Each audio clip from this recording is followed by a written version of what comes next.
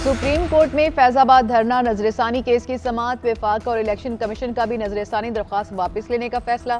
Chief justice ने remarks दिए कि फैजाबाद धरना केस पर अमल दरामद क्यों नहीं हुआ, सब लोग डरे हुए क्यों हैं, आपको किसका डर है, अल्लाह से तो डरते नहीं। हमने तो धरना फैसले में पूरी दास्तान लिखी थी, नजरसानी वापस लेकर ये नहीं कहा जा सकता कि जो हुआ मट्टी पाओ। 12 मई के वाकयात पर भी मट्टी पाओ कहेंगे क्या?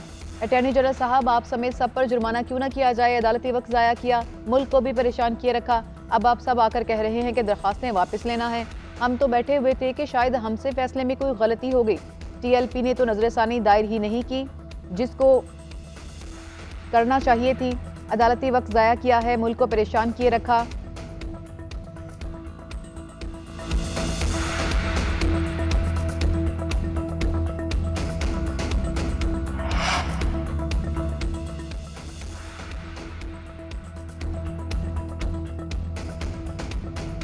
सुप्रीम कोर्ट ने सरकारी अफसरान के लिए साहिब का लफ्ज इस्तेमाल करने से रोक दिया। जमीन के मुआवजे से मुतालिक केस में chief justice additional advocate general Punjab और सरकारी अफसरों पर बरहम। रिमार्क्स ये कि लाहौर से कुछ अफसरान को सुप्रीम कोर्ट भेजा गया कि हमें मेंबर साहब नहीं भेजा।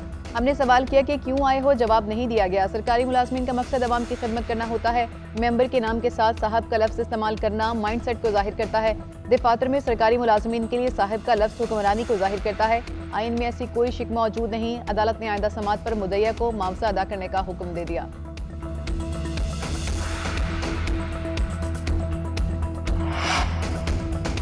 सानिहा 9 मई को जिना हाउस हमला और दीगर मुकदमात में पेशरफ, चालान मुकम्मल करके इंसदाद दहशतगर्दी अदालत में दाखिल करा दिए गए। चेयरमैन पीटीआई उमर सरफराज, यास्मीन राशिद, खदीजा शाह, सनम शाह और दीगर मुकदमात में शामिल। अस्करी टावर हमला, थाना शादमान जलाने, शेरपाव पुल घेराव जलाओ केस का चालान भी मुकम्मल कर लिया गया।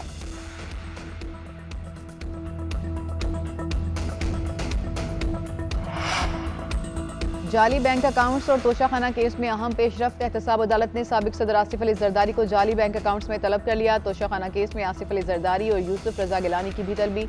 अदालत की दोनों को जाती हैसियत में पेश होने की हिदायत।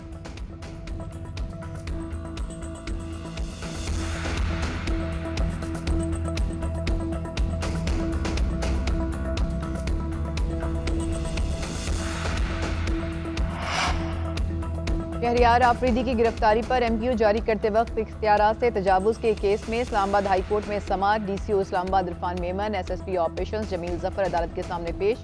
Justice Babar Sattar, deputy commissioner Islamabad पर बरहम। जस्टिस बाबर सत्तार ने रिमार्क्स किए कि फैमिली और दोस्तों के जरिए मुझे अप्रोच करवा रहे हैं। डिप्टी कमिश्नर इस्लामाबाद ने अदालत से गैर मशरूत माफ़ी मांग ली। इस्लामाबाद हाई कोर्ट ने डीसी इस्लामाबाद की गैर मशरूत माफ़ी मुस्तरद कर दी।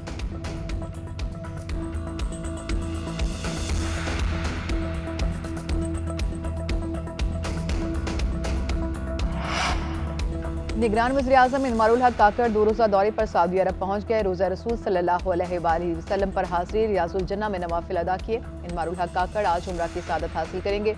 सऊदी आला हुकाम से अहम मुलाकातें भी मुतवक्के।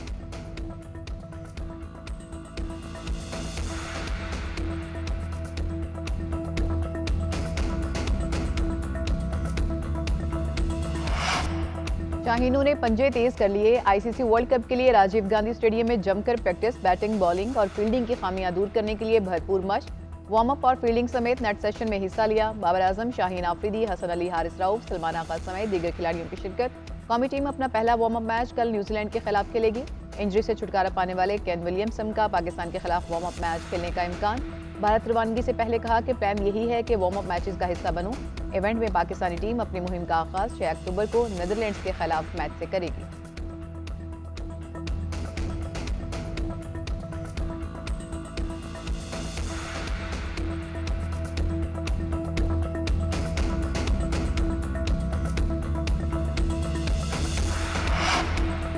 और डॉलर के मुकाबले में रुपए की कदर में मुसलसल इजाफा। इंटरबैंक में डॉलर 1 रुपया 5 पैसे सस्ता 287 रुपये 70 पैसे का हो गया। ओपन मार्केट में डॉलर 288 रुपये 50 पैसे में फरोख्त होने लगा। स्टॉक मार्केट में मंदी।